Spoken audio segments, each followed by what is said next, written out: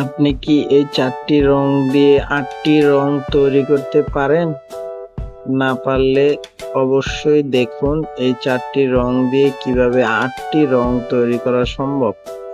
দেখেন white, red, yellow দিয়ে একটি অরেঞ্জ কালার তৈরি করা হলো। তারপরে ইয়েলো, ব্লু, হোয়াইট এই তিনটে মিক্স করে একটি লাইট গ্রিন কালার বা অলিভ কালার বলে যেটাকে, সেটা তৈরি হয়ে গেল। ব্লু, ইয়েলো, তারপরে হোয়াইট, এটা দিয়ে একটি পেস্ট কালার তৈরি করা হলো। অসাধারণ। রেড, ব্লু, হোয়াইট, এটা দিয়ে পার্পল কালার তৈরি করা হলো। তো এভাবে আপনারা অনেক সুন্দর করে দেখুন কিভাবে 8টি কালার তৈরি করা যায়। হোয়াইট, অরেঞ্জ, লাইট অরেঞ্জ হয়ে গেল। দেখুন এখন আরো একটি কালার তৈরি করা যায়, হোয়াইট।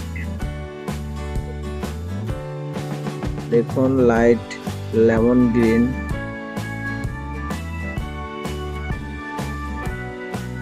অসাধারণ। Paste blue,